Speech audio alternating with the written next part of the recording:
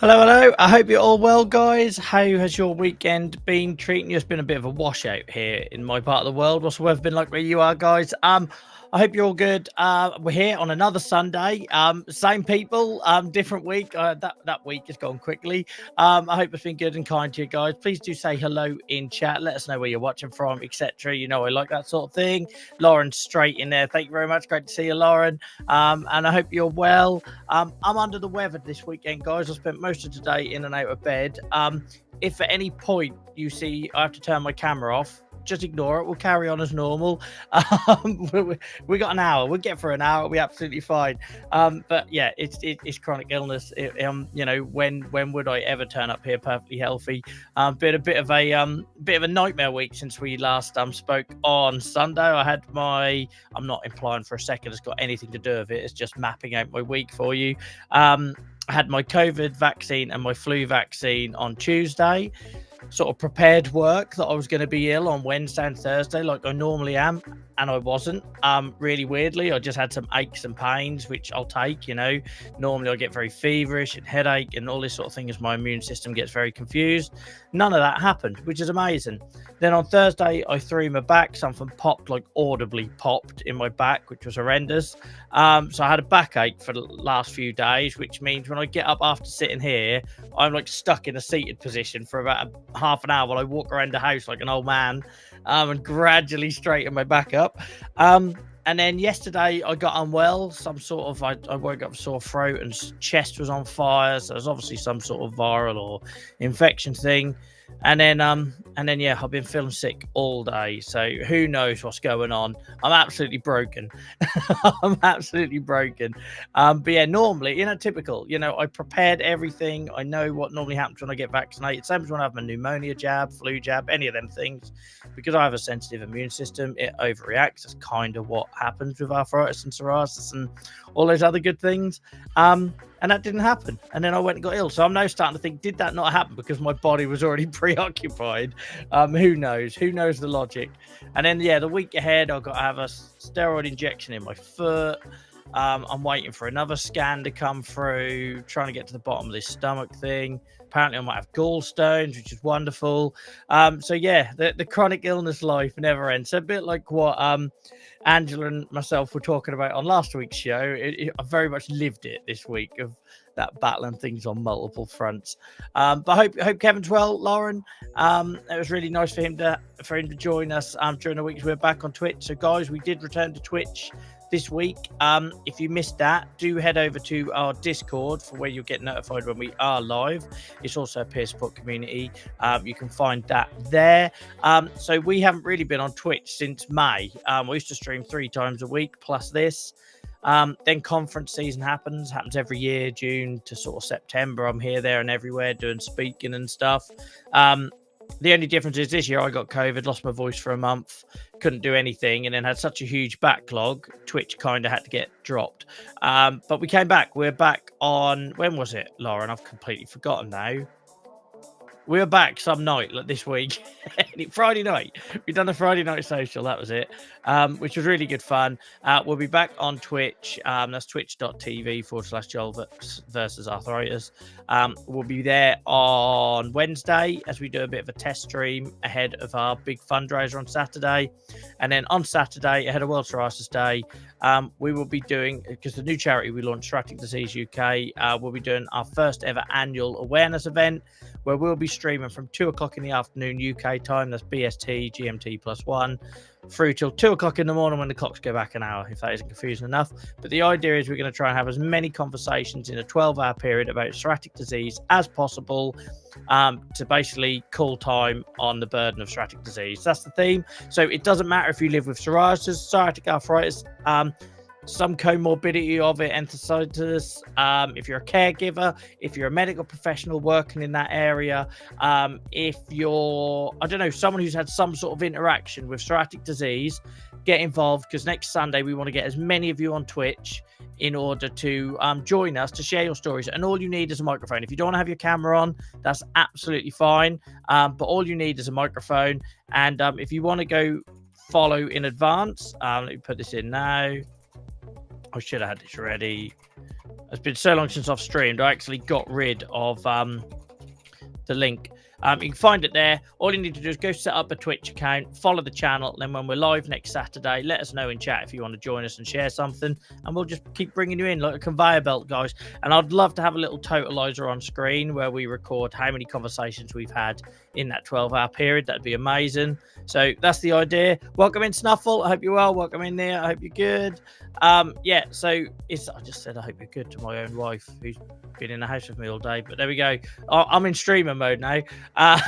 So yeah, if you want to join us, guys, next Saturday from 2 p.m. in the afternoon UK time until 2 a.m. when the clocks go back, we'll be trying to host as many conversations as possible, but we'll also be playing computer games, demonstrating what the charity does in terms of offering peer support spaces. We'll be promoting our new Discord server, which we'll have links to for that next week, and yeah, hopefully making people, feel a bit supported, seen, and make their lives a little bit easier in between the appointments. That's what we aim to achieve. That's what we tried to do, both here with the whole Joel versus Arthritis thing, but also with the new charity we set up to try and help people with the broad spectrum that is psoriatic disease. So I say we can make that as loose as possible. I've got a friend who's going to join us who's an OT. They live with JIA. They don't live with psoriatic disease, but we can talk about how it interfaces, or how in their line of work it maybe interfaces. We can get creative, guys, to get as many conversations as possible in that 12-hour period. We can get creative. So if you want to join us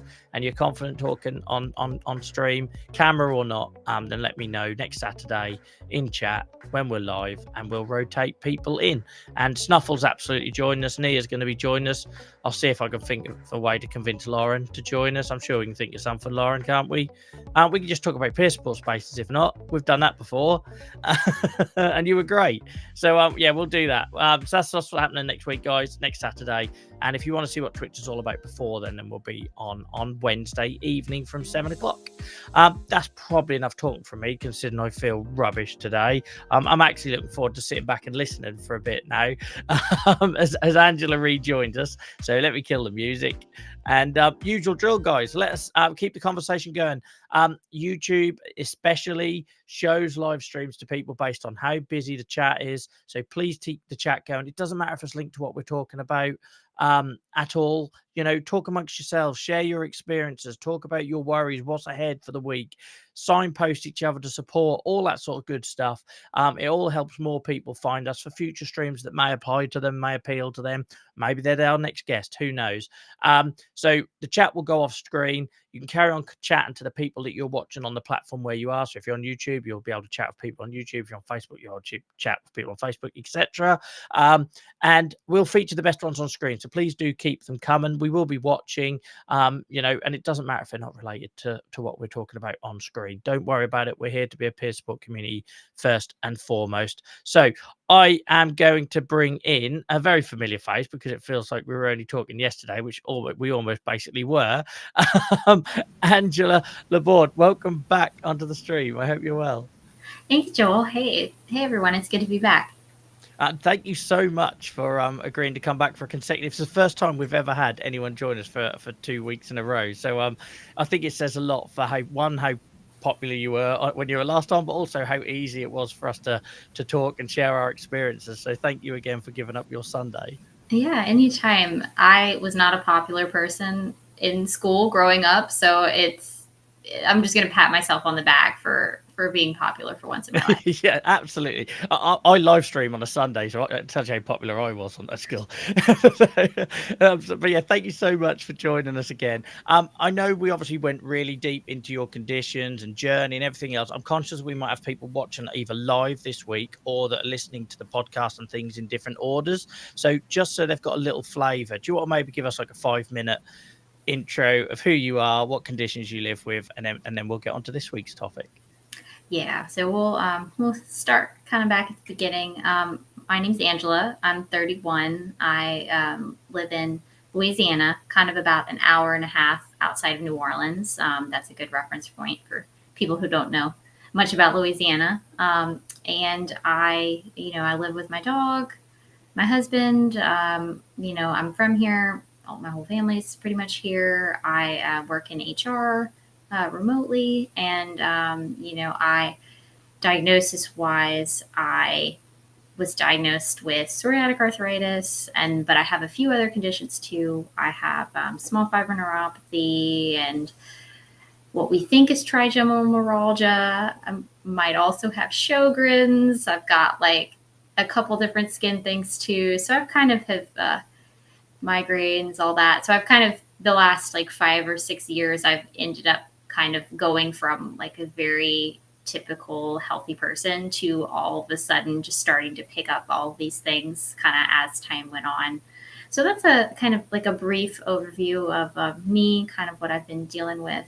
And yeah. Thank you so much. I appreciate that's difficult when we've got into such detail the week before. And I suppose for anyone that's listening to this back or joining us for the first time live this week, essentially, Andrew and I, we were like two people at a bus stop just chatting away, like killing time and talking all about all things PSA and all of Angela's experiences and how these autoimmune conditions tend to come in ones and twos and threes and time went, and we were supposed to be talking about a bit more about awareness events like World Arthritis Day, as it was last time we were talking, or it was just after, and volunteering. So we never got onto any of that. And I think that probably says a lot for the quality of the conversation when you were last with us, Angela. So this time I owe it to you that we need to talk about that side of things. So I think where we left off on our last conversation is we then start talking about community, and it was a little bit rushed to squeeze it in the end.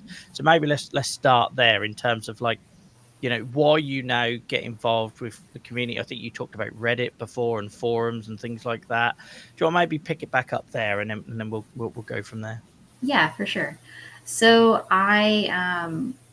when I was officially getting diagnosed, so that was beginning of 2023, I finally had gotten back into rheumatology after, several failed attempts to figure out what was going on and being dismissed from another rheumatologist. So I'd gotten back in and, was told that I probably had psoriatic arthritis, but they wanted to give it a few months, see how I responded to treatment, kind of see how my symptoms were before they put that label on it, as opposed to ankylosing spondylitis or one of the other conditions. So, at the time, they don't really give you anything to go off of when you're getting diagnosed, right? Like this might be different in other places, but at least at my very busy doctor's office, where the rheumatologists are slammed with patients from the entire state and sometimes the neighboring states. Yeah. They don't really have a lot of time to educate you on what's going on. So you really kind of are in a spot where you have to seek out your support, your resources, your community. Like you have to kind of take on that burden, I think we talked about last time, of figuring everything else yourself. So, kind of as I was going through that process all of last year, 2023, trying to figure out, okay, now I have this diagnosis, I'm trying to figure out medications. Obviously, I need support, but I don't know where to get it, how to get it. I don't, there was a lot of stuff going on. And to kind of give you all a little bit of an idea of like where your mental state is kind of at a lot of the times when you're in a spot like that, which I'm sure is something that's very familiar to a lot of people, is that, I was feeling horrible like all year. Like I just felt like a garbage can that was sitting outside in the sun for a very long time. Like you feel terrible. And you feel that way in a lot of ways, right? You're trying to figure out how to live with your mobility changing constantly. You're dealing with medication side effects, because I tried 5 medications in 1 year. Really? Yeah.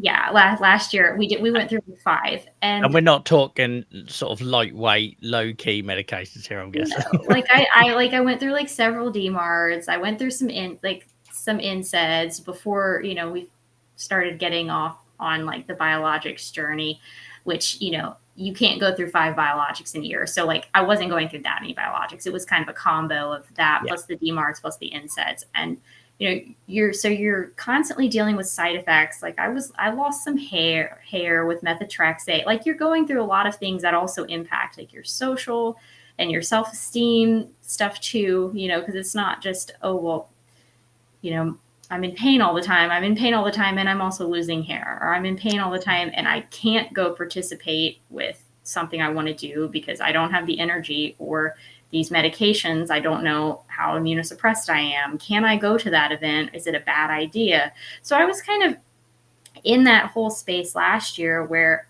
every corner that I turned to, it was just kind of like a closed door. And, I was feeling horrible. And in a lot of ways, like I didn't really have a good, like a, how do I say this? I have a very supportive immediate family, but like I said earlier, I've never been the popular kid at school. I don't have a ton of friends. Most of my friends that I do have live out of state. Maybe you lose touch during the pandemic. I didn't really have like that extra support network, other than like my regular therapist that I see. Yeah. And, that was kind of a lot because I was going to her every week and just like trauma dumping, which as we do, when you live with a chronic illness, like it's like you're trauma dumping all the time, even if you don't mean to. But I'm pretty sure I started tonight's show by doing just that. So, yeah. I mean, it is just like, I think we as humans need to have grace and space for each other to be able to vent without, and but sometimes it's just kind of like, you feel like you've told someone the same thing over and over. And I was going to my therapist, and I mean, that's what they're for, right? To help you with that. And so I was going every week, and I was telling her, how horrible everything was. And I was like, I don't know how to get support. And she was like, I don't know how to get support for you either. She's like other than, other than me, she's like, I don't know, like how to help.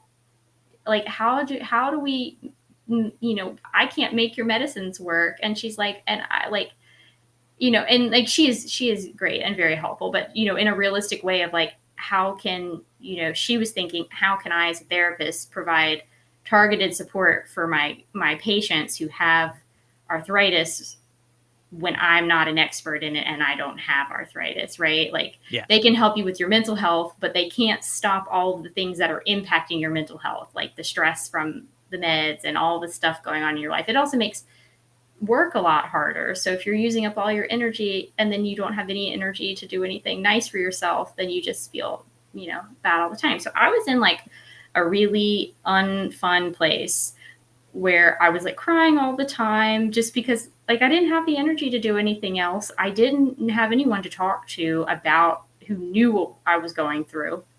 So I just, I started kind of looking through hashtags on Instagram.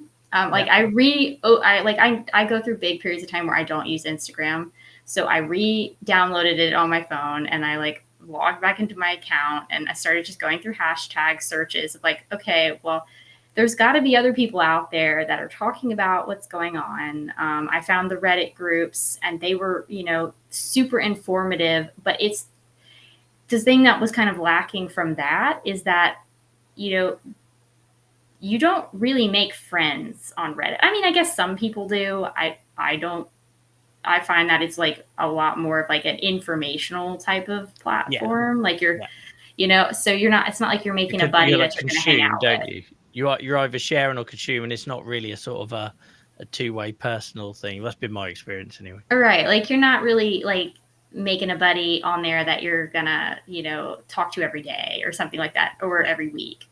So, I was trying to build myself some sort of like support network from all of these small things. And so I started following a few people on Instagram who post a lot about their stuff with arthritis, because I was also trying to learn about the things that the doctors don't have time to tell you about, all the biologics and stuff too.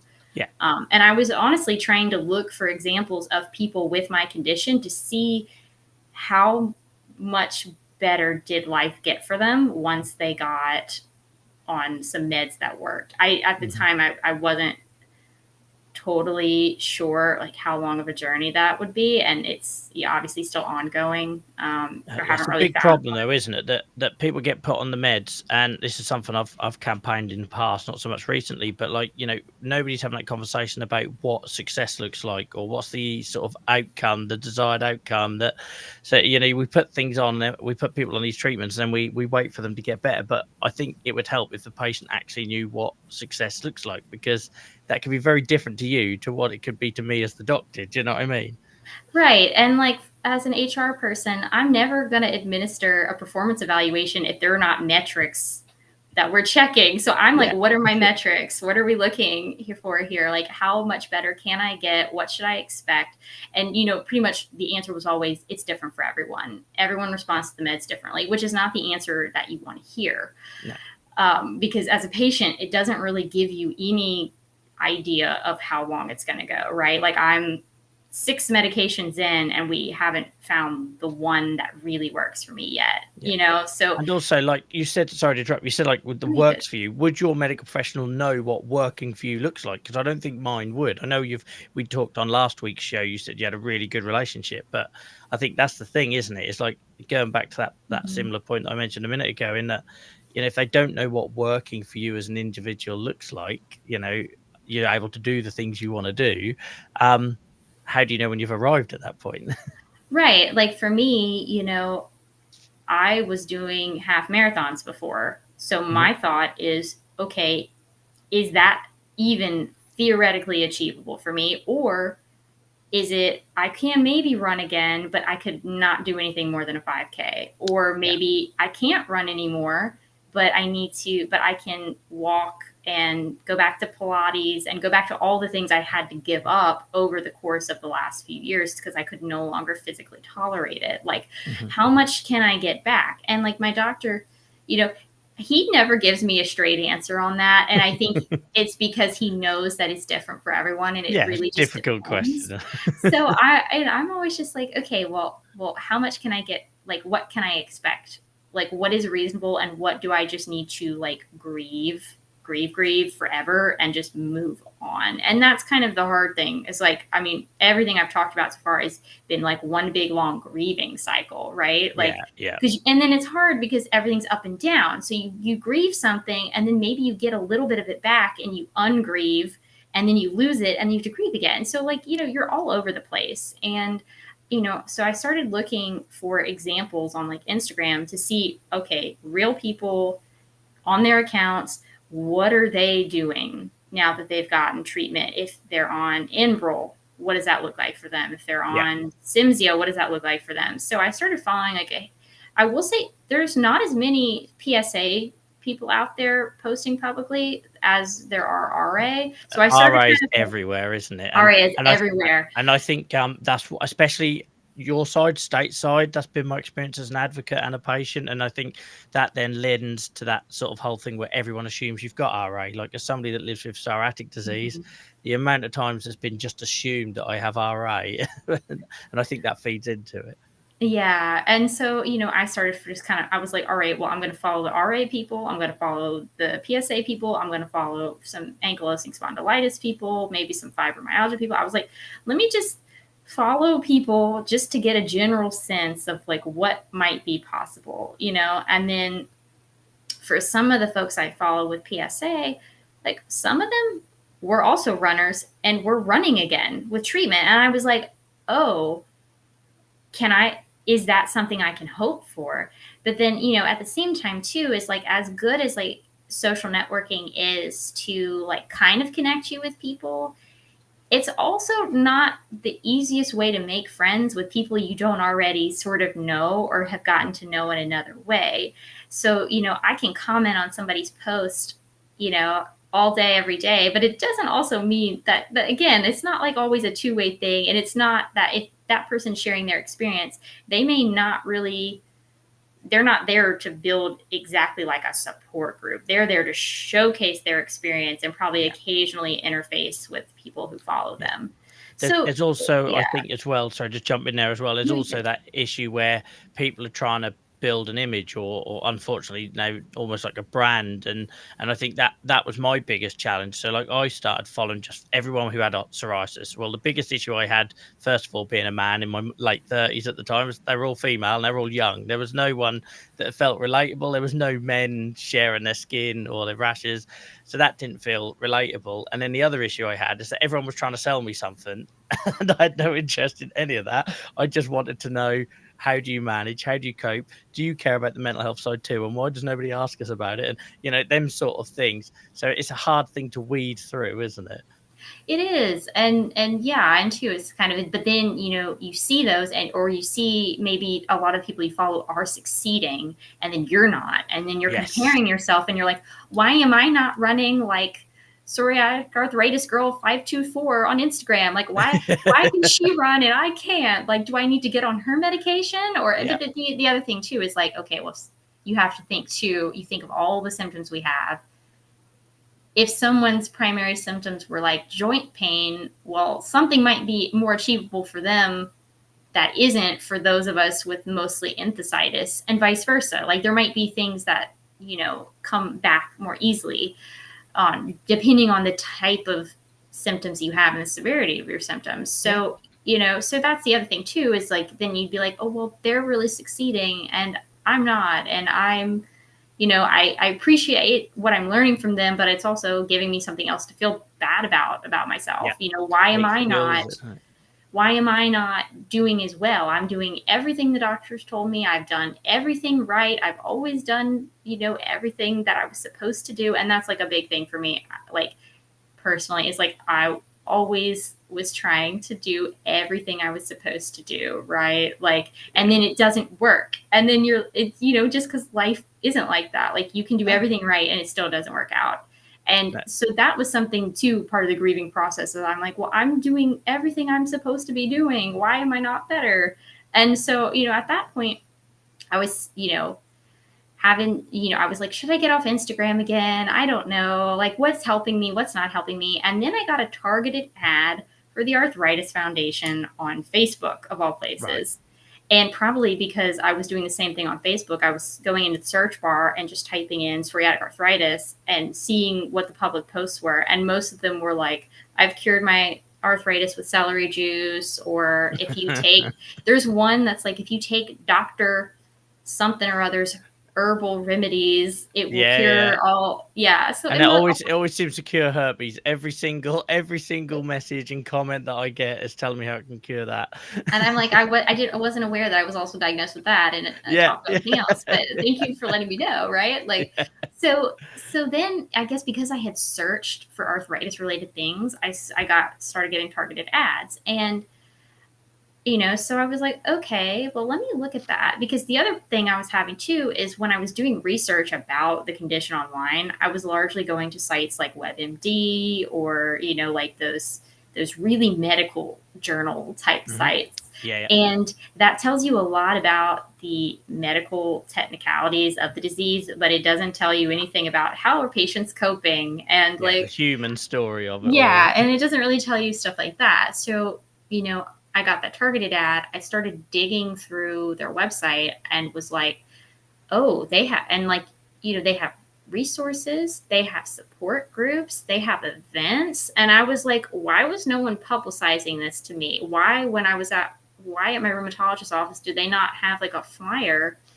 for this? Like, we can take. I was like, I had no idea this was a thing. And like, that's actually kind of funny because I worked, prior to like my most recent role, I have worked in nonprofits for like several years, 2 different ones, like before and during COVID. So like, I'm usually attuned to a lot of the local groups. And then kind of what I found out is in Louisiana, they don't really have a huge presence. And like they kind of have like a joint local regional chapter with Texas and Arkansas, which is why they weren't so heavily publicized here. So, it took me getting like a targeted ad because the algorithms had seen that I had searched for it. And then from there, I, found that they have, what the Arthritis Foundation does is they have in-person and virtual groups, and they have a bunch that are like the in-person ones are largely like location based, but then the virtual national groups are topic based, right? So there is psoriatic arthritis group, there's a JA group, there's chronic pain, there's ankylosing spondylitis, there's LGBTQ plus group, with any kind of rheumatic disease, and so they had a ton of resources. They had informational medical stuff as well as like other types of mental health support and like, advocacy work and, where you could really get involved. So I signed up for the Psoriatic Arthritis Connect group and then kind of started. At the time, they were only meeting like 4 times a year because, volunteers have to kind of run those groups. So you have to have enough volunteers. And so after my first meeting, we had a ton of people at that first. It was like January. It was either December of last year or January of this year. And, the facilitators said, this group is, we've gotten a lot of people join the group. And we meet via Zoom. So we had a lot of people join and they were like, we'd like to increase the amount of times a year we're meeting, but to do that, we need more people to do volunteer facilitators. So I offered to do it, the Arthritis Foundation actually trains their volunteers extremely well. So like you go through like a training, and they kind of get you, squared away. And then, so I started helping with that and we started increasing our, meetings. They were meeting like quarterly before, and now we're meeting every other month, because we have the extra bandwidth. And for me, it's been really awesome because one, it guarantees that I have the time every other month where I can just talk to people with PSA. I don't have to explain anything to them. They just know, like I can say like my enthesitis hurts really bad and they know exactly what I'm talking about, which is, something that's hard when, even in regular therapy, like if I need to complain about a specific symptom, I have to explain what it is first, so that there's a frame of reference. But, so like they guarantee pretty much know what you're talking about. And then, it's just a nice time where, and we try to keep things, at least on our end, we try to keep it from being so like gloom and doom, because the reality of a lot of our stuff is that we feel gloom and doomy a lot because our bodies are trying to destroy us, right? Like there's nothing happy about that. So like what we try to do is we try to like have space for like big feelings and venting, but we try not to let anybody like leave us feeling worse than when they got there, right? Like we hope that like, with the sense of community, with getting to share, and we give each other ideas too. Like if someone's asking how did somebody treat XYZ? And then, we'll have 3 people share and, or, oh, have you asked your doctor about this? So we have like a really diverse group of people who come. We don't always have the same people come every other month, but we have seen like a group, like a core group of familiar faces of people who like, like this group means like so much to them because, and we have a lot of people talk about too, like they don't, not everybody has any type of support system, and a lot of people don't have a supportive family or, maybe they live by themselves and they're like struggling to do everything, because they don't even have anyone to help. So, I have found that it has been really positive experience for me because even though, I'm still not anywhere near remission, I could not sit in those negative feelings like the way that I was. And like, not to say that things are like, that I'm like never upset about it. Like I literally cried like 2 days ago because my foot hurt. But like it gives me I need to feel productive as a person. Like I needed to take those feelings and I needed to be productive with them in some way. And I'm not saying that this is what everyone has to do. This is just a me thing. No, I can very much relate. It's why I'm sitting here talking to you now. It's like I've been burdened with this horrible disease and I need to take something from this and like turn it around. And it almost like challenging the disease a little bit. Like you are here to try to ruin my life and I'm going to try to fight you back so that you can't totally do that. Right. Like what can I take that you're throwing at me and what can I turn around and make something positive out of it?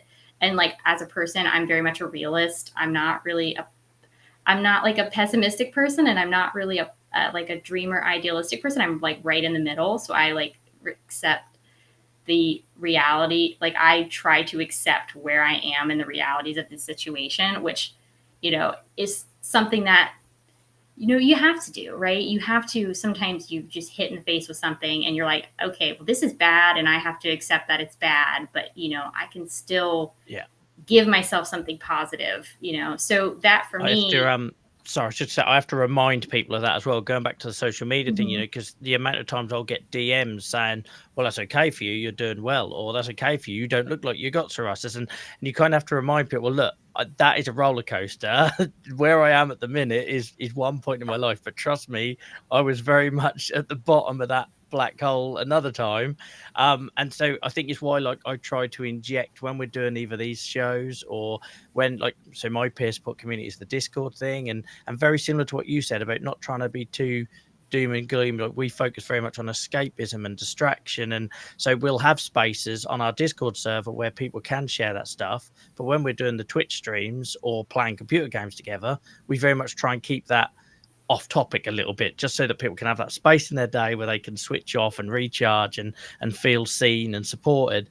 But yeah, that topic comes up a lot, like, "Oh, you're doing okay, look," and well, I'm not. I'm in a ton of pain, or I threw up right before I came onto a live stream, or, all those. So I think it's really important that we share those.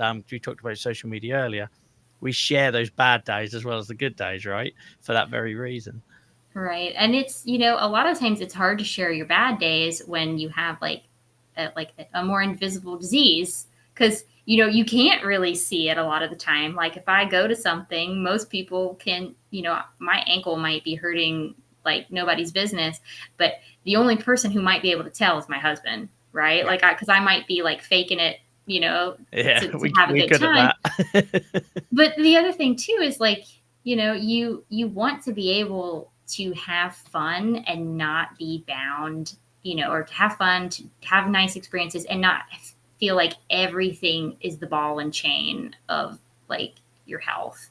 And I think that that's, these types of groups make it easier because we can talk about that and talk about like how even, navigating social stuff of like, hey, I really want to go do something with my friends, but I can't physically do it. How do you guys talk to your friends about approaching it?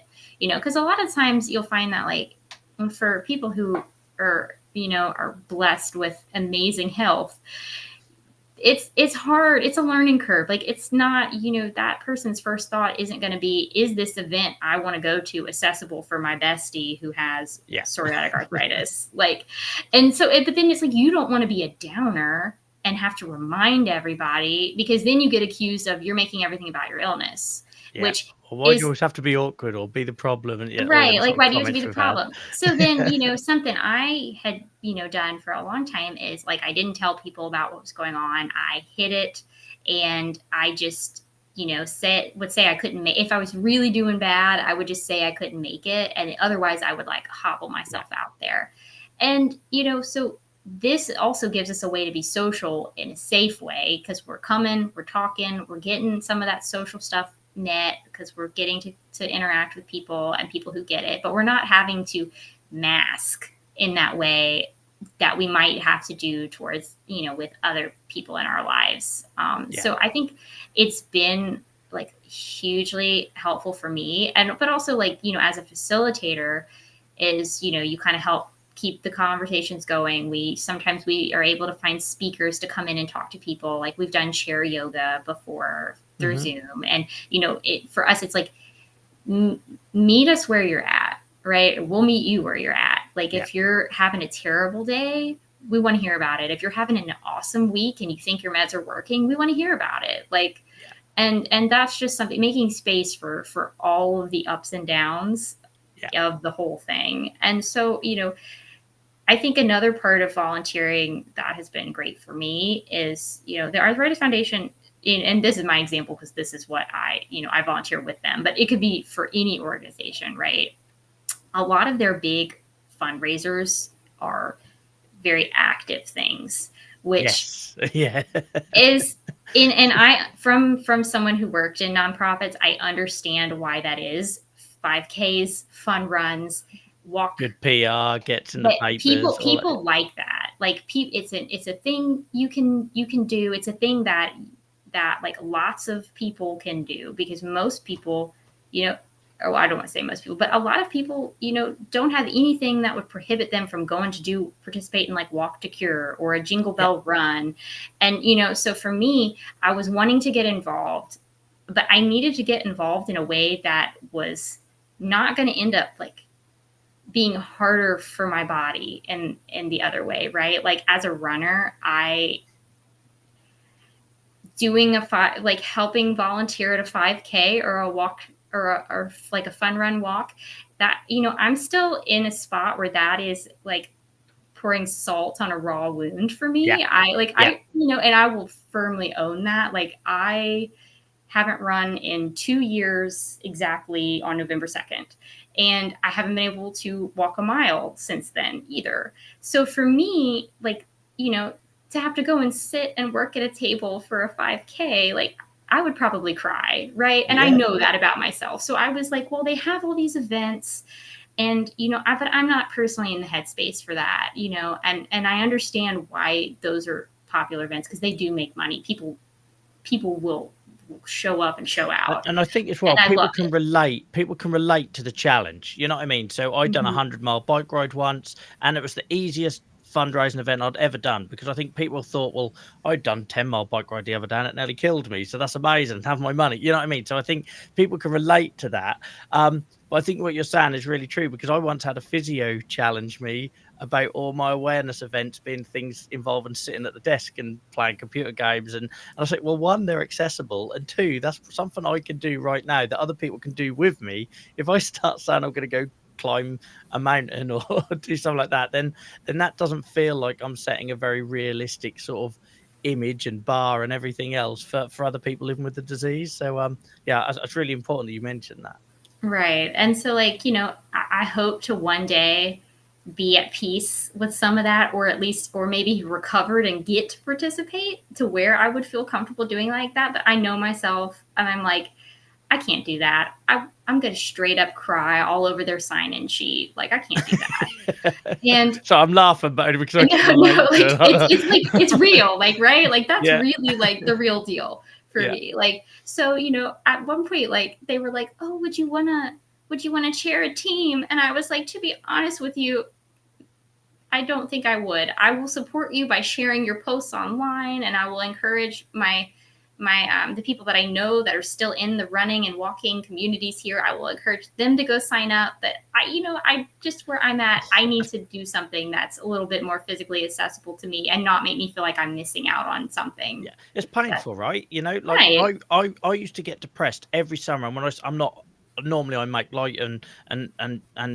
don't go into how serious. Like, I meant really depressed every summer, and I realized after about 3 years of this, it was every time I saw on social media that my rugby team was doing pre-season training, you know, because it was that, you know, the season had ended. I'd had a couple of months where I guess it had left my mind of what I'd missed out on, and then all these people that used to be my real close friends got back together and started sharing posts and drinks and all this sort of thing, and it's painful, isn't it? So even when people have tried, and I totally get people are trying to help, they say, oh, why don't you just do this, or why don't you get involved like that?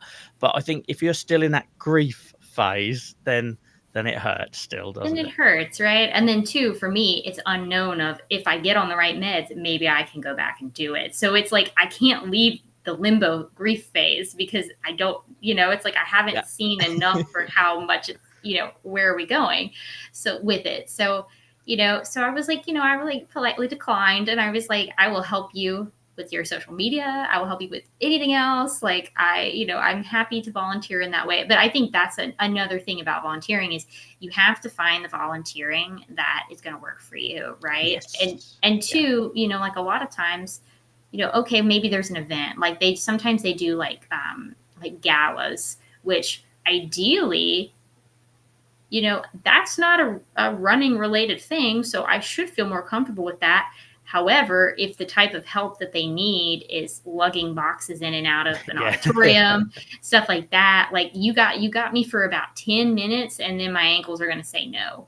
Right. Like, and it's really important, I think, to speak up about that stuff, because well, my wife would be able to vote for this. The amount of events and things I've offered to help with, get involved in, where It all seemed like great on paper, and then when you're in the middle of it, everyone around you has forgotten that you are living with the condition that you are doing the event for.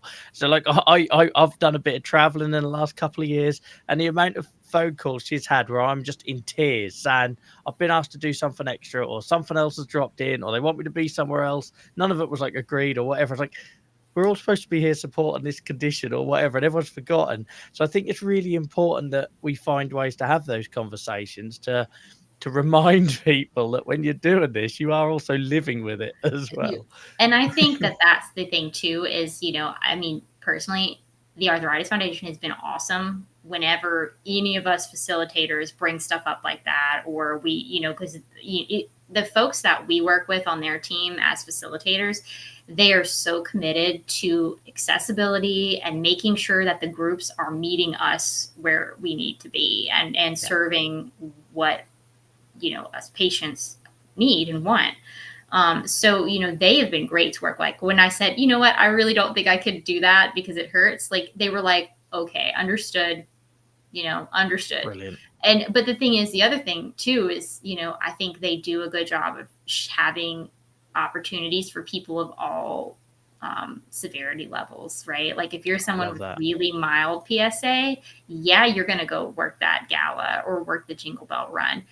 For people like me who are still, a little bit more on the severe side currently, yes, I can help you moderate a webinar. Like, I mean, I'm doing that for them later in December. I'm helping like moderate a webinar, and they will reach out to us if they need help with other stuff too. They're like, is anybody interested in volunteering for this or that? And for me, it's been a great way to get involved and feel like I'm being productive with it, make it with this condition. I'm like doing something about it.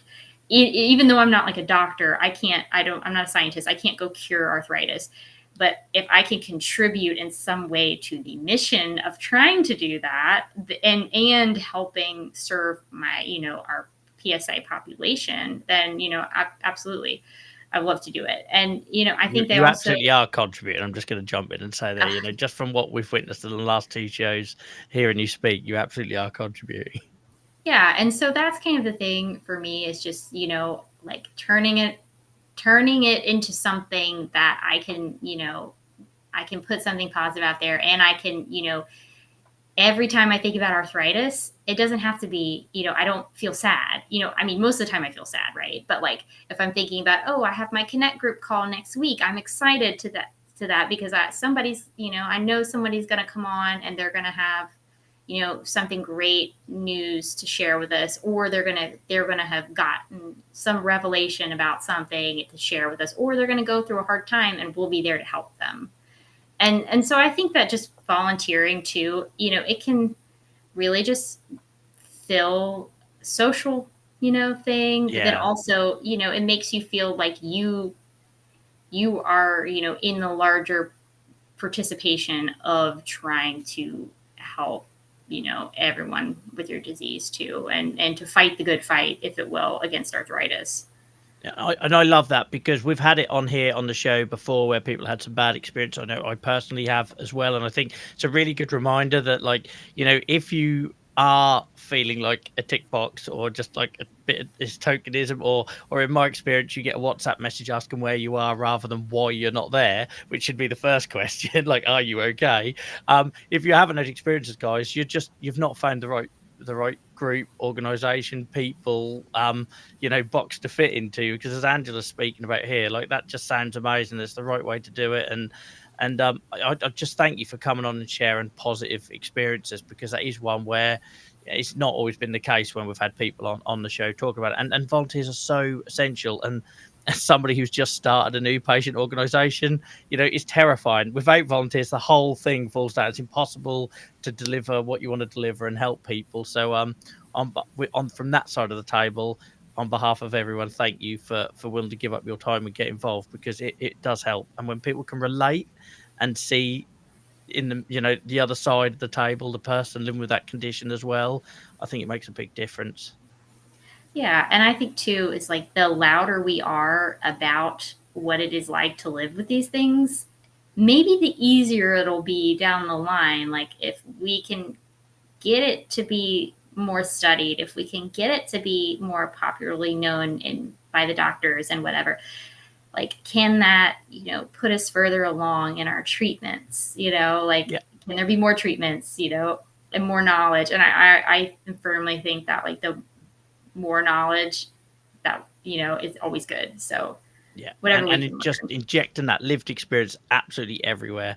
We talked about that a lot on the show as well, about how, not coming in at the end but being in right from the start. And I think volunteering is another example of that, because if like you're running them groups, you're facilitating those groups so people can turn up, and straight away there is lived experience at the heart of it. And I think that makes a huge difference in the services that people get and the help they receive. And, something that I did want to plug for our groups is that, they're anonymous and confidential. Like, we recognize people's names because they come back Yeah. every time. But, like, anything people say there, it just stays there, like here, like, I might share, like, general topics maybe we've talked about in the past, but, like, I would never say that so and so said this exactly, right? Like, it's Yeah. very much, like, confidential, which a lot of people really want. That a lot of people want to be able to come and just say what they need to say, and get it off their chest, and but they might not feel like they can say that to their loved Yeah. ones. Yeah, amazing. And I've no idea where the time has gone. It's our second week in a row talking, and we've still absolutely flown through. So I'm just in the time. So I've been sharing on screen for those listening to this back. Arthritis.org is a web address for Arthritis Foundation. Is there any, whilst you've got the opportunity, is there any, you've talked a bit about certain groups and certain events, is there anything you want to plug either on behalf of them, for them, or any other sort of peer support stuff where people can find some of that help, or if they want to get involved? I would say if you are listening and you have PSA and you want to come join our group, we would love to have you. You have to make an account on the Arthritis Foundation, but it's free. It just lets people register for events and stuff like that. They also do a lot of webinars and a lot of things like that are also free. You just kind of register and you can just tune in. I know there's one not about PSA, but there's going to be one about a different type of arthritis that I'll be moderating at some point in December. I don't know if that's up on their calendar yet, but yeah, there's a lot of ways to get involved, with a lot of stuff. I know there's so many other groups out there for rheumatological diseases, skin diseases, like everything out there. I mean, if you look hard enough, you can probably find a foundation or a group. Yeah. Yeah. And like I say, it goes back to finding the one that fits for you as well, doesn't it? Like we were talking about earlier. So thank you so much for sharing that. You're an absolute asset to them. I'm sure they realise that, and if they don't, hopefully they watch this back, and they do. And yeah, thank you for raising awareness of not only the work they do, but also how people like yourself can get involved, despite, like we've talked about, the grief and the pain and the struggles. It gives you a little bit of control in your life. I know it certainly does for me. It gives me a little bit of hope as well. When I can't fix my own situation, at least I know I might be able to help somebody else's. So thank you so much. You are like you're the embodiment of what we're here for on Sunday evenings. Well, thank you. In terms of your message and the way you manage your condition by trying to help others. It's exactly what we exist for. So thank you so much again for joining me, Angela. I don't know where that 45 minutes has gone. It's absolutely flown by. And I do hope you'll join us again. If anything, I just want to, I'm going to need to definitely catch up with you and pick your brains about your involvement in non-profits and volunteering, because clearly there's a lot I can learn there. So yeah, thank you again. Sure. Anytime. I'll come back anytime. Brilliant. Thank you so much. Enjoy the rest of your Sunday, and we'll you. speak soon. Bye. Bye. Guys, thank you so much for all of the messages during that. I was trying to keep up with them and read them all. That was a very easy conversation. Massive credit there to Angela for that, because I don't know, normally I'm always worried. You had maybe a year ago, you're thinking, well, can we do that again? It's something I'll speak to somebody recently, like, oh, do you think we can fill an hour when we've already shared your story? And I've said them concerns tonight, and I shouldn't have done, because that was the easiest conversation ever. I didn't even need to prepare anything. That was amazing. So credit to Angela. I know we didn't share their social media accounts this week, but we definitely did last week. So if you're listening to this back, go find it in last week's episode. And yeah, go check out the Arthritis Foundation for all the good stuff that they do. And it's actually an organisation we've not featured, I don't think, on the show yet, which is amazing when we're 3 or 4 years in. I don't know how many episodes we had now. I know we went past 50 podcast episodes. I think we've probably had 30 or 40 Chronic Pain Club live shows, and we've not mentioned them before, so it's great to get another organisation on the list for people that we've given a shout out to, because ultimately we're here to try and connect people to the support they need, whether that comes from us and our offerings or somewhere else. It does not matter. It's irrelevant. We're here to share experiences and get people the help that they need. And I suppose the third thing I'd add to that is get all sides around the table. That's why we have medical professionals, researchers, academics, etc., to try and improve patient outcomes. And on that topic, guys, go check out the video that dropped this week with Martin Stevens, a really popular live show. I'm sorry it took me so long to get that out. I think it was last March or April we spoke about, but for those of you that are in my Twitch community, you all know how useless I've been over the summer with the talks and the conferences and the COVID and everything else. So yeah, go check that. It's on the podcast feed. We had something like 50 people download it in the first couple of hours. It went on the podcast feed, which is amazing. It's over on YouTube. You can either watch the whole show like you're watching here, or you can watch the video, the interview only with Martin. But a wonderful man, and he'll be coming back soon, I'm sure, to talk to us about the results of that chronic pain and work and employment studies that he was involved in. But yeah, I genuinely, that is like the joy for me. We have these conversations. I get to meet amazing people like I just did with Angela. But the real joy for me is then when that stuff comes back out in a different format, whether it's a short, a podcast, a video, etc. Seeing then that get a new lease of life and reach new people, and the comments that have come in, I love it. It's an absolute pleasure and an honor. And that's why I sit here on a Sunday night when I've been ill all day. And like, apart from a couple of hours this morning when I didn't feel ill and I had an awesome morning with my son, that hour just now is just, it's the highlight of my day. I stress about it probably too much and worry more than I should do, and sometimes ruin my Sundays worrying about it. But it's absolute honor and a pleasure and a privilege, and I hope that helped someone, guys. And if you haven't already, go back and check out the stuff on the YouTube channel. If you're watching this on LinkedIn, or you're watching this on Facebook, or maybe somewhere else where it's been shared and I don't know about it, go check out the back catalogue on YouTube.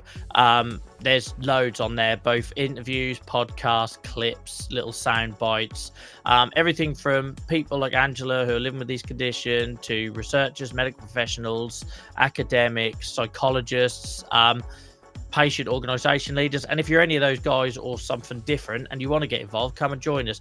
We had loads of sign-ups in the last couple of weeks, so we're sort of fairly well booked now until January, but that's not to say that we can't squeeze something in. Get in touch if you do want to be a guest and share your experiences, particularly as Christmas approaches. You normally get a couple of cancellations, so if you do want to get involved, please do let me know, and we will hear your story. So coming up, we've got health coaches, we've got scientists, we've got a leader of a patient organisation. Amy's coming back to talk about being an OT after so popular her juvenile idiopathic arthritis video, which is the second most listened to podcast and the most watched video that we've ever done with the Chronic Pain Club and the podcast. So look forward to having Amy back in the next month, I think, maybe. And I hope you enjoyed tonight, guys, because it was a bonus episode. I was supposed to be in Rwanda this week, but obviously there's lots of scary things going on there with new viruses popping up, and I wish everybody over there well. If anyone's watching from there, stay safe and everything. Hopefully I'll be that way in February now, revised sort of dates. But yeah, so this was a bit of a bonus one. So it's been nice to do 2 shows back to back that wouldn't have happened otherwise, because I would have been traveling. And yeah, I think that's probably it. So a reminder, next Saturday, I'm streaming for 12 hours. It's going to absolutely cripple me. I'm the worst advocate ever because I don't follow my own advice. But we're doing it for a good cause. Psoriatic Disease UK, very new patient organisation, patient-led charity. Hopefully raises awareness, have some fun, show what we're all about with peer support and community, raises some vital funds. But I need your help. I can't sit and talk to the camera for 12 hours. That's not going to work. I need you to come on, join the stories. Maybe we'll get Angela to come back. I can see they're still in the green room, so I'm just going to subtly target like I normally do on this show, strong arming people into joining me. So yeah, if anyone wants to join, I know James Hillary's definitely, I'm sure he won't mind, as in from the Great British Bake Off, who's been on the show before. He's expressed an interest to come and join us. Last year we done 8 interviews in 8 hours on YouTube.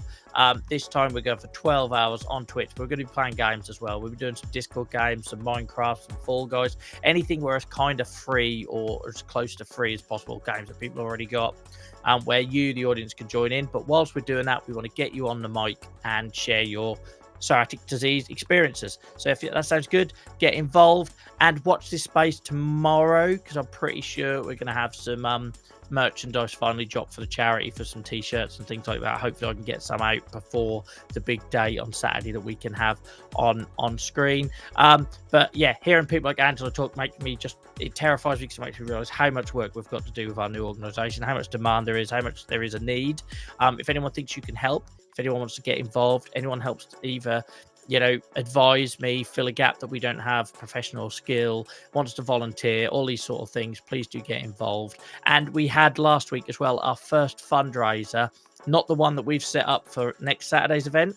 We had our first fundraiser from the general public, was created by an amazing woman called Hannah, who's going to be running the Cambridge Half Marathon in March. I really should have the link for that. I don't have the link without going through a load of tabs. We'll advertise it on the next show, but that proper made me well up. That made me cry because the fact that we're doing this thing because we know there's a need, and someone out there in the ether has decided to do a fundraiser for us, just blows my mind.